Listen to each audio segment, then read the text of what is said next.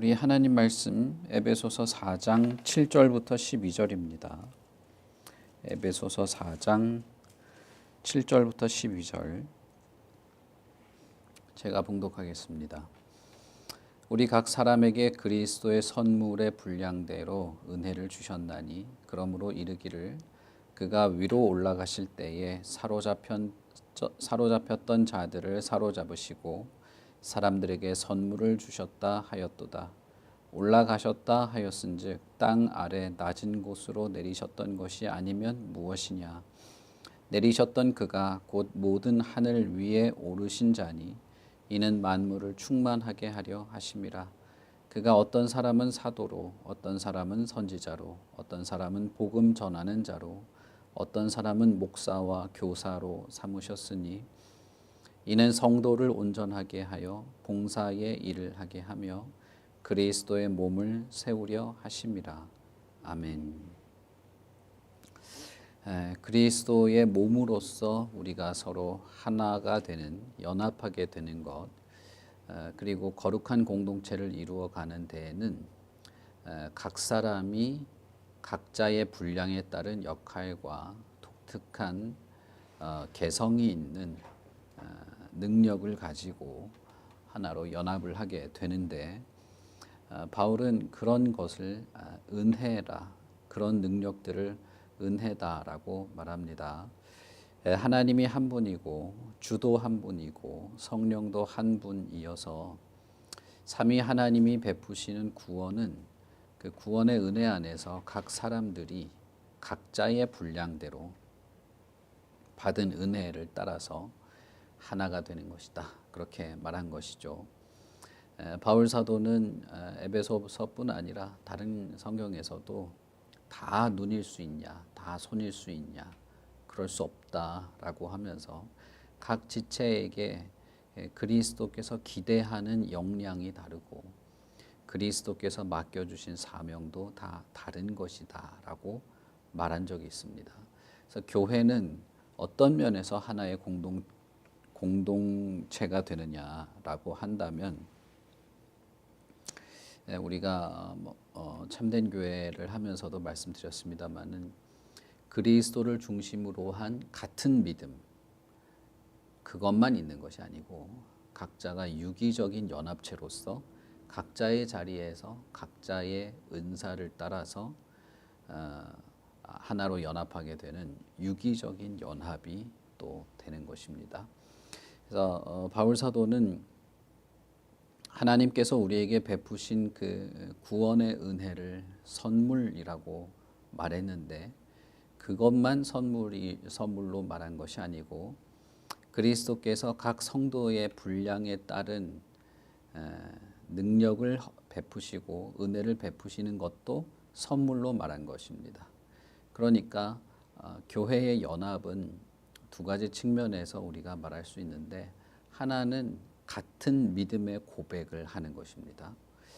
이것이 교회의 연합에 대한 아주 중요한 핵심 중에 하나죠. 그러나 그것만 있는 것이 아니고 그리스도에 대한 믿음의 고백이 같을 뿐 아니라 서로 각각 다른 모습을 가지고도 연합을 하게 됩니다. 그것이 우리가 방금 읽은 7절부터 12절 사이에 있는 내용이라고 볼 수 있겠습니다. 바울 사도는 그것을 성도 개개인에게 어떤 일정한 분량이 있다라고 말했습니다. 그리고 그 분량대로 은혜를 주신다.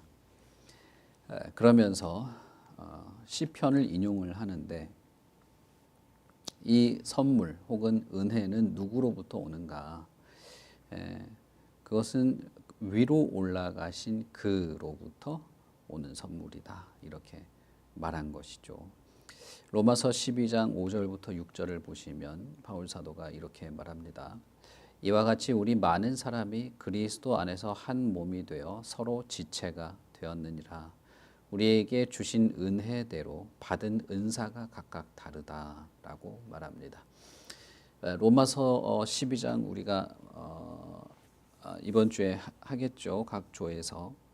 로마서 12장에서는 실제적인 교회의 어떤 모습, 성도의 삶을 언급하면서 그리스도 안에서 우리가 한 몸이 되었다라고 말할 뿐 아니라 그런데 우리에게 주신 은혜대로 받은 은사가 다르다라고 말합니다. 은혜가 모두 같지 않다는 것입니다. 같지 않지만 그것 전체가 다 은혜라는 것이죠. 그리고 그 은혜를 주신 분은 그리스도이다라고 말한 것입니다. 로마서에서 이렇게 말한 것은 거기서 구약을 인용하진 않았지만 에베소서에서는 구약을 인용하면서 이 이야기를 하는 것이죠. 시편 68편을 인용하는 것인데 시편 68편 18절은 주께서 높은 곳으로 오르시고 사로잡은 자들을 취하시고 선물들을 사람에게서 받으시며 반역자들로부터 받으시니 여호와 하나님이 그들과 함께 계시기 때문이다. 이렇게 노래합니다. 시편 68편의 이 내용은 주께서 높은 곳으로 오르셨다. 그리고 전쟁에서 승리하고 포로로 잡은 자들을 취하고 사람들로부터 이 조공을 받는 승리하시는 주에 대한 내용입니다. 그런데 바울 사도는 그것을 인용하면서 이렇게 인용한 것이죠. 그가 위로 올라가실 때 사로잡혔던 자들을 사로잡으시고 사람들에게 선물을 주셨다. 이렇게 말한 것이죠. 약간 차이가 있죠. 그렇지만 시편 68편이 승리하신 그리스도에 대한 내용을 말한 것이고 그 승리하신 그리스도에 대한 내용을 바울 사도는 각 성도의 분량대로 은혜를 베푸시는 주로 인용한 것입니다.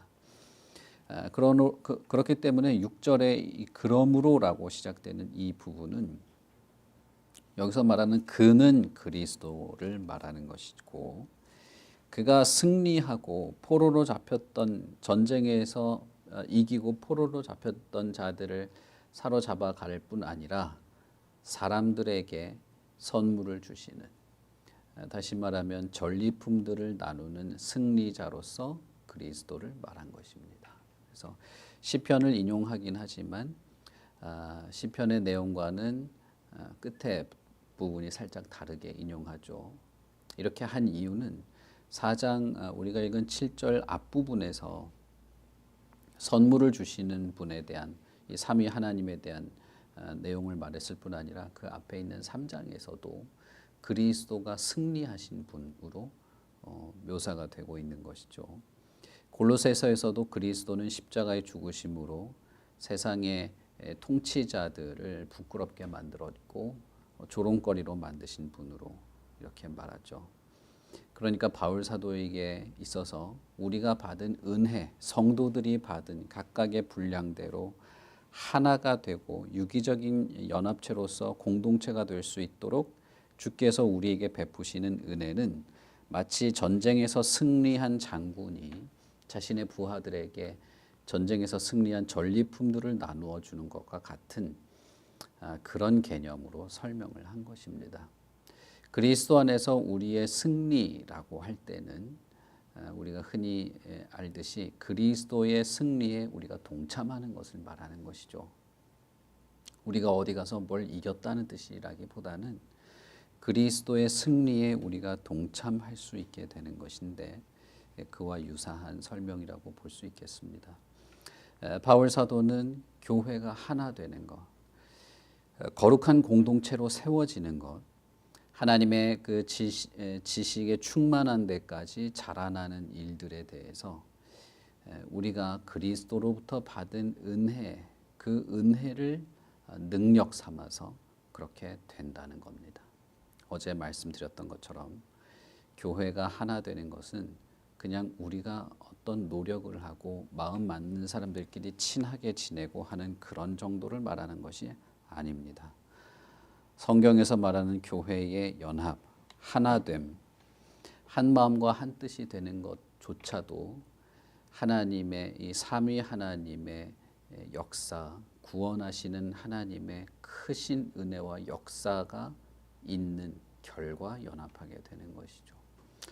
그렇기 때문에 바울 사도는 그리스도의 역할, 교회가 하나 되는 것에 있어서의 그리스도의 역할을 매우 중요하게 말하는 것입니다.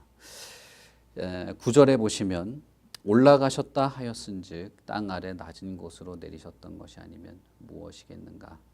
내리셨던 그가 곧 모든 하늘 위에 오르신 자니 이는 만물을 충만하게 하려 하심이라라고 말합니다.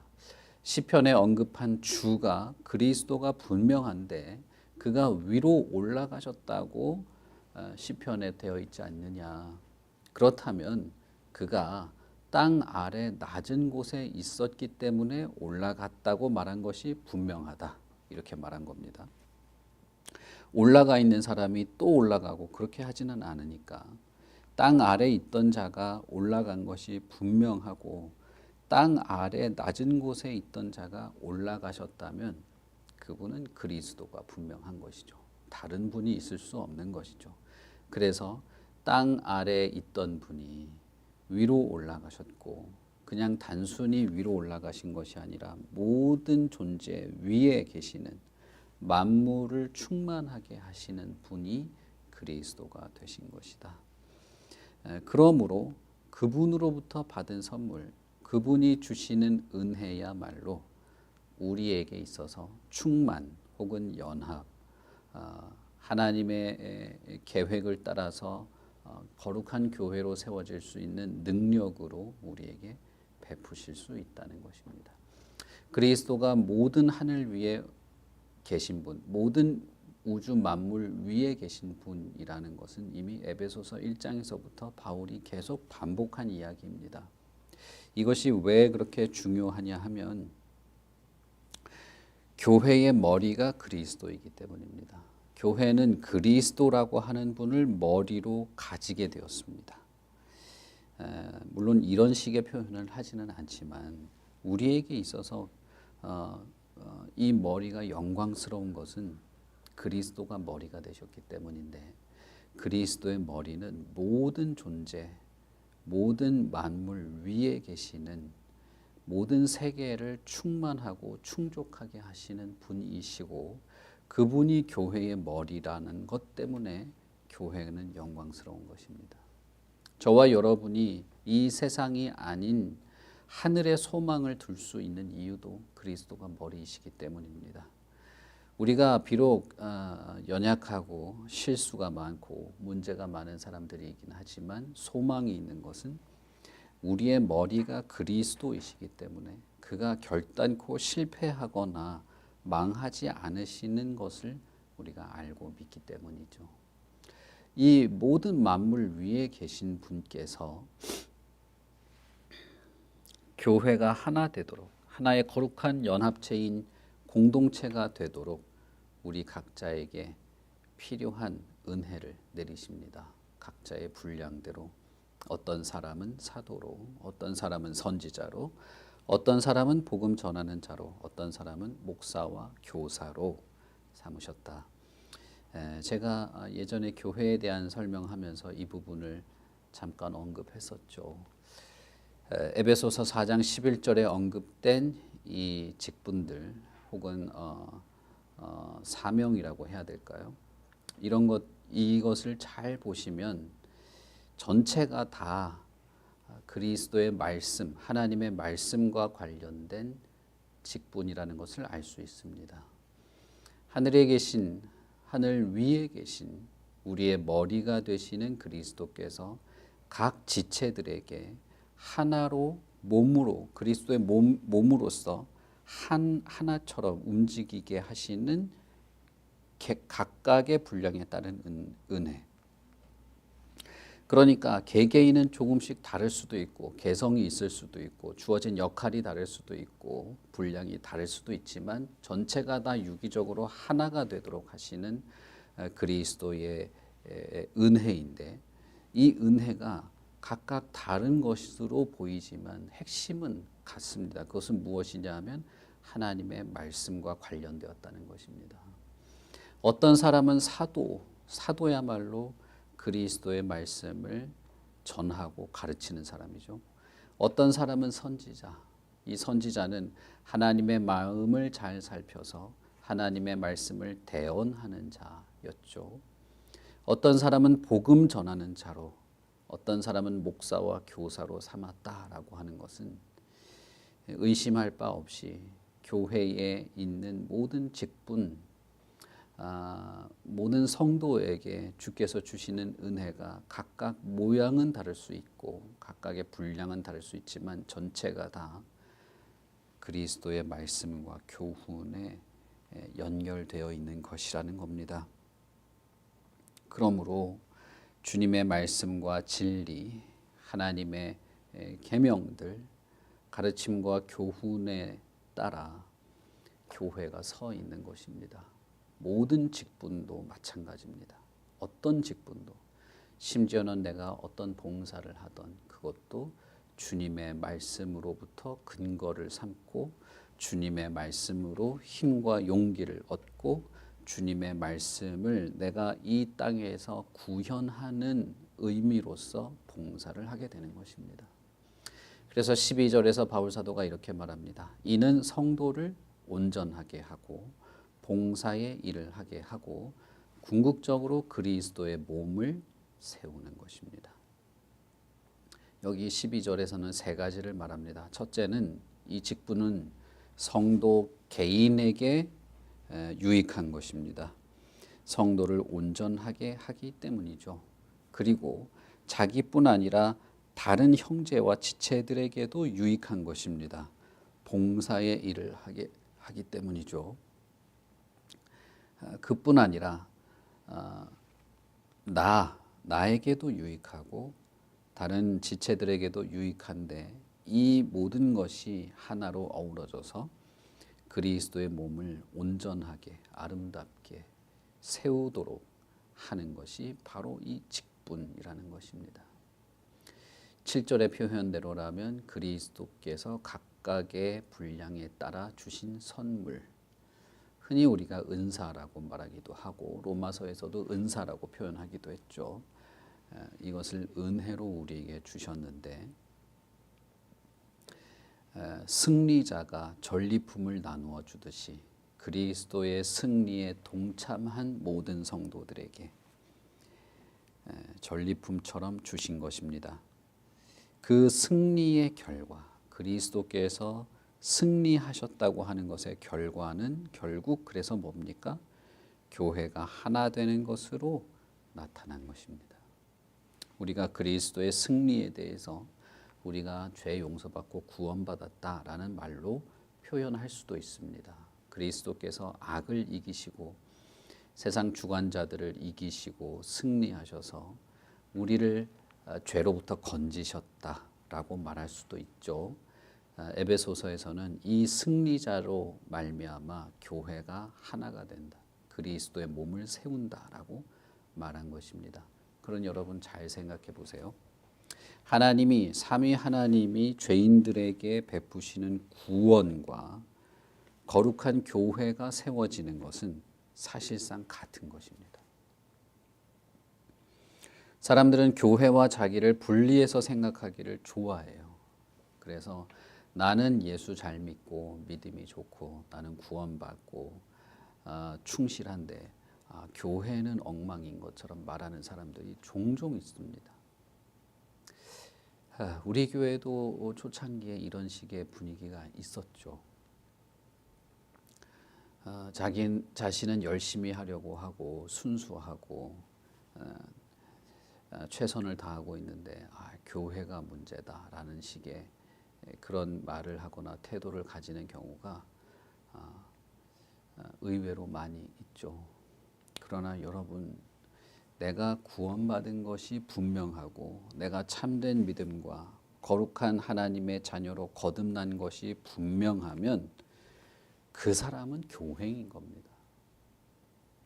무슨 말인지 아시겠죠? 제가 너무나 많이 강조했기 때문에 더 설명을 드릴 필요가 없을 겁니다. 누군가가 예수 그리스도를 믿는 참된 믿음을 통해서 회심하고 거듭나서 구원받은 자라면 그는 교회가 되는 것이지 다른 것이 되는 게 아닙니다. 그는 거룩하고 참된 그리스도의 몸으로 세워지게 되고 한 마음과 한 뜻으로 하나님을 바라며 그리스도의 영광을 드러내고 이 땅 가운데 소금과 빛으로 드러나게 되는 교회로 존재하게 되고 교회로 세워지게 되고 교회의 한 부분으로 존재하게 되지 다른 것이 아닙니다. 요한계시록의 거룩한 성 새 예루살렘의 광경을 한번 보십시오. 사도 요한이 하나님의 나라 천국이 구현된 것을 보았을 때 그것에 대해서 다 비유 같은 말로 설명하고 무슨 뭐 보석이 있고 이렇게 설명했지만 거기서 한 장면만은 아주 자세하게 묘사했죠. 그것은 뭐냐면 보좌에 하나님이 계시고 하나님의 보좌 앞에 수정같이 맑은 바다가 있고 그 주변으로 24장로와 천사들과 흰옷 입은 무수한 무리들이 둘러서서 하나님께 예배하더라. 그건 분명하게 묘사를 하고 보았던 것이죠. 사도 요한의 어떤 지식 속에서 그것을 전체를 다 천국에 대한 모습을 다 묘사할 수는 없었습니다.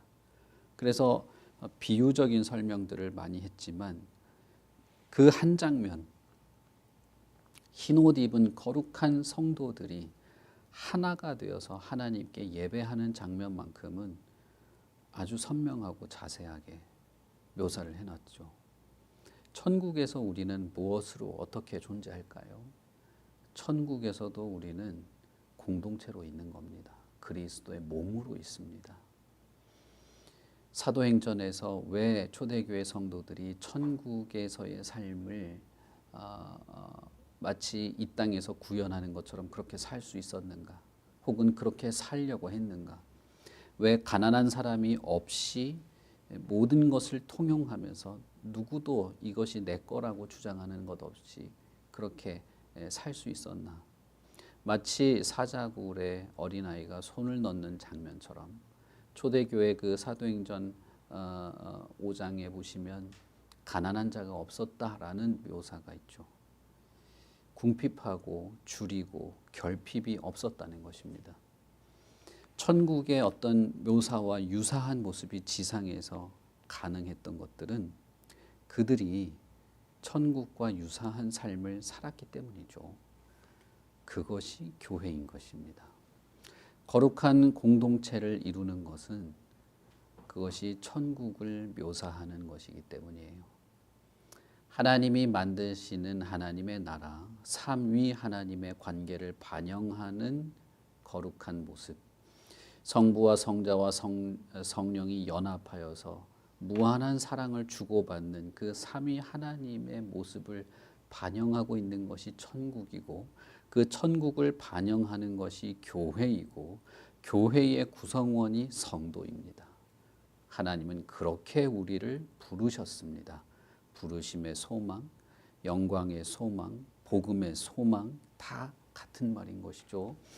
그러니 여러분, 우리는 성도로서, 교회로서 하나님의 관계에 우리도 들어갈 그런 존재로서 기꺼이 하나가 되는 일에 마음을 쓰는 것입니다. 성령이 하나 되게 하는 줄, 그리스도께서 각각의 분량대로 주신 은혜, 교회 각 성도들에게 맡겨주신 말씀과 관련된 모든 직분들은 한 가지 목적을 가지고 있습니다. 온전하고 거룩한 성도가 서로를 깊이 사랑하고 섬기면서 그리스도의 몸답게 세워져 가는 것입니다. 여러분, 교회의 목적, 우리가 교회로 모이고 예배를 하고 거룩한 공동체로서 섬겨 나가는 것을 해야 하는 이유, 할 수 있는 이유, 그리고 마침내 그것이 도달하게 될 목적지는 이미 다 성경에 계시되어 있는 겁니다. 몰라서 안 하는 게 아닌 겁니다.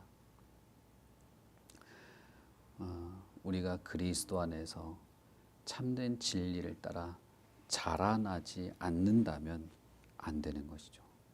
연단하고 성숙하지 않으면 안 되는 것입니다.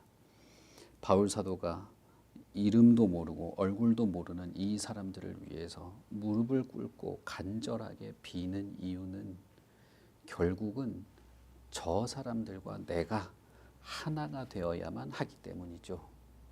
여러분, 우리도 똑같은 겁니다.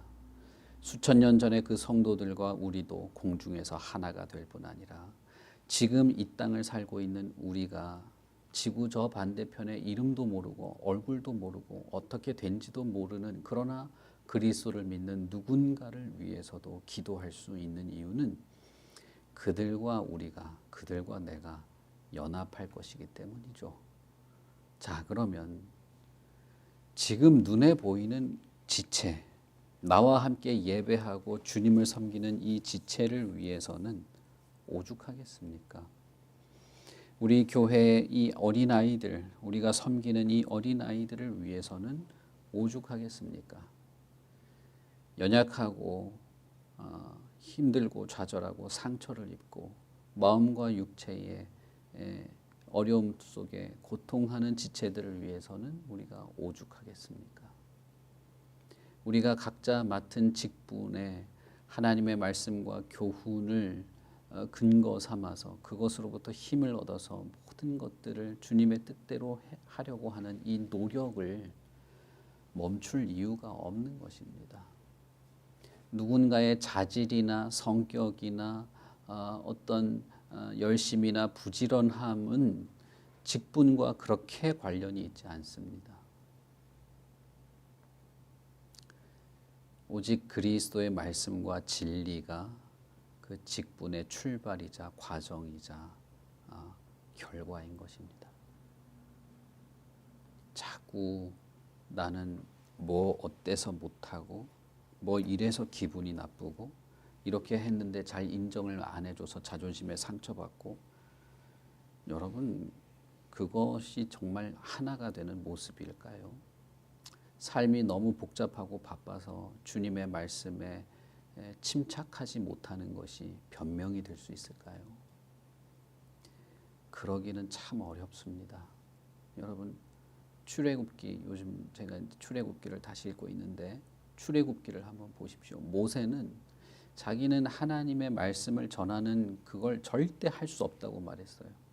그런데 하나님은 모세 너희의 결핍과 부족함은 아예 고려를 안 합니다. 하나님은 아니 내가 할 거라고 말해요. 내가 할 거니까 너가 가서 전하기만 하면 된다. 몇 번이나 하나님이 모세를 설득을 하죠. 이미 모세는 80이 넘은 나이였습니다. 나이고 뭐고 다 필요 없고 내가 한다는 거예요. 거기서 자기 자존심 세우고 자기 관계에서, 사람들과의 관계에서 무슨 오해받고 힘들고 이런 소리를 하나님이 받아주지 않았어요. 그리고 나서 바로에게 몇 번 찾아가게 합니까? 10번이나 찾아가게 합니다. 여러분, 그 부분 잘 보세요. 처음 모세가 바로를 찾아갔을 때 아무도 그걸 좋아하는 사람이 없었습니다. 이스라엘 민족도 싫어했어요. 네가 왜 바로를 찾아가서 우리 힘들게 하냐 그랬죠. 바로도 좋아하지 않았습니다. 그런데 바로는 당시에 전 세계의 최강의 권력을 가진 자였어요. 조선시대 왕도 한 번 만나기 어렵죠. 만나서 왕의 심기를 건드리면 그냥 그 자리에서 죽는 거예요. 이 조그만 한반도의 왕도 그럴 수 있었습니다. 근데 그 전 세계의 최강의 국가였던 당시로서는 그 이집트의 왕을 만나서 왕한테 진짜 기분 나쁜 소리를 한 거거든요. 우리 다 내보내달라. 우리 재산도 다 달라. 나가는데 비용 드니까 그 비용도 다 대달라. 모세가 그렇게 말했단 말이에요. 그리고 바로가 역정을 내죠.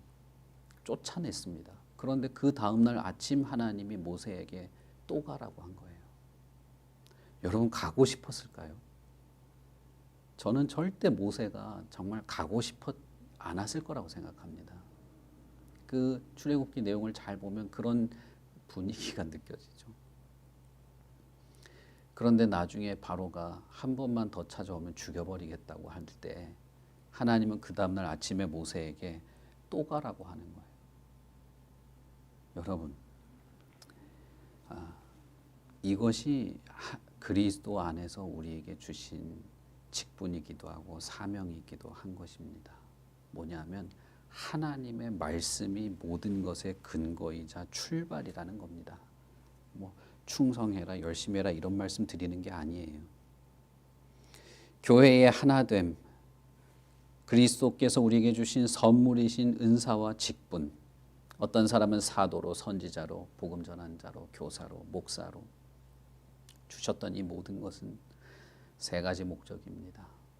자기 자신을 온전하게 하기 위해서, 다른 성도들을 섬기고 돕기 위해서, 그리스도의 몸을 아름답게 세우기 위해서. 거기에는 뭡니까? 오직 그리스도의 말씀과만 관련이 있는 것이지 저와 여러분의 성품이나 성격이나 열심이나 노력이나 자라온 배경 같은 건 거기에 끼워 넣을 필요가 없는 것입니다. 여러분, 우리가 정말 구원받은 자가 맞습니까? 예수 그리스도를 믿는 참된 믿음으로 구원받은 자가 맞다면 우리는 교회입니다. 거룩하고 참된 교회, 그리스도께서 우리 각자의 분량대로 주신 은혜로 서로 섬기며 온전하기에 충분한 그런 교회입니다. 누구에게는 주고 누구는 평신도로 가만히 두고 그런 교회는 없어요. 모든 성도 한 사람 한 사람이 다 거룩한 그리스도의 교회입니다. 그러니 여러분 이것을 위해서 기도하십시오. 주님의 말씀과 교훈, 그 가르침 위에 내가 털을 받고 뿌리를 내려서 굳건해지기를 기도하시고, 하나님을 아는 지식으로 자라나고 그 지식에 이르기까지 성장하기를 위하여 기도하시고, 그리스도께서 주시는 은혜를 따라서 섬기고 온전케 되며 연합하고 한 마음이 되는 그리스도의 몸된 교회로 온전하게 되기를 늘 기도하시기를 바랍니다. 우리 같이 기도하겠습니다. 하나님 아버지, 은혜를 참 감사합니다. 우리 자신을 돌아볼 때 우리는 참 믿음이 연약해서 흔들리는 갈대 같고 부러진 갈대와 같습니다. 꺼져가는 심지와 같고 참 하나님의 말씀과 진리를 안다고 하지만 돌아보면 정말 믿음도 없고 쉽게 흔들리는 유리잔 같은 자라는 사실도 발견하게 됩니다. 그러나 그런 자들을 붙잡으시고 세우시고 온전케 하시고 그리스도의 몸으로 삼으시는 그 하나님의 구원, 삼위 하나님의 역사들을 생각합니다. 어째서 하나님은 이 거룩한 교회 그리스도의 몸을 세우는 일에 나 같은 자를 부르셨을까? 하나님의 그 깊으신 뜻을 알 수는 없지만 무엇보다도 부정할 수 없고 확신하고 아는 것은 그 자리에 나를 부르셨다는 것입니다. 그리스도께서 자신을 희생하시면서까지 나 같은 자를 부르셨다는 것입니다. 그리스도의 그 희생과 흘리신 피를 넘어설 것이 무엇이 있겠습니까? 어떤 결핍, 어떤 연약함, 어떤 무지, 어떤 실수가 그리스도의 그 죽으심, 그리스도의 대속의 피를 무마시킬 만큼 대단하겠습니까? 우리는 오직 그리스도만을 바라봅니다. 우리의 연약함이 아닌 하늘에 계신 그리스도를 바라봅니다. 그리스도께서 우리에게 베푸신 은혜를 따라 살아가기를 바라고 우리에게 주신 은혜를 우리가 실천하며 살아가기를 바랍니다. 참으로 하나님이여 이 공동체가 거룩하고 아름다운 주님의 몸으로 세워지게 하시옵소서. 우리 각자가 서로가 온전하여지게 하시고 서로를 향하여 사랑과 위로와 자비와 봉사의 일을 행하게 하시고 무엇보다도 그리스도의 몸된 교회로 아름답게 세워져 가게 하시옵소서. 우리 모두가 하나님의 말씀, 진리, 계명, 그리스도의 교훈과 가르침에 진실하게 하시고 그 말씀을 힘입어 서로 봉사하며 주님의 뜻을 행하는 일에 협력하게 하시옵소서. 전하고 배우고 듣고 깨닫고 주님의 사랑을 드러내며 살아가는 이 모든 일들이 참되고 거룩한 하나님의 자녀들에게 맡겨진 일이오니 오 하나님이여 우리에게 주신 그 은혜대로 직분과 사명대로 살아가는 오늘 하루가 되게 하시고 참사랑교회 모든 성도들의 가정, 삶, 모든 삶의 순간순간들에 주님의 이 은혜가 함께 있게 하시옵소서. 몸과 마음을 치료하여 주시옵시고 아프고 불편하고 결핍이 있는 우리의 상황을 주님께서 너무나 잘 아십니다. 그러니 가장 적절한 치료로 가장 적절한 회복으로 역사하여 주시고 우리가 주님을 향하여 참되고 거룩한 하나님의 자녀로 하루하루 살아가기에 부족함이 없도록 모든 필요한 은혜와 은사들을 공급하여 주시옵소서. 감사합니다. 예수님 이름으로 기도합니다. 아멘. 하늘에 계신 우리 아버지여 이름이 거룩히 여김을 받으시오며 나라의 임하옵시며 뜻이 하늘에서 이룬 것 같이 땅에서도 이루어지이다. 오늘날 우리에게 일용할 양식을 주옵시고 우리가 우리에게 죄 지은 자를 사하여 준 것 같이 우리 죄를 사하여 주옵시고 우리를 시험에 들게 하지 마옵시고 다만 악에서 구하옵소서. 대개 나라와 권세와 영광이 아버지께 영원히 있사옵나이다. 아멘.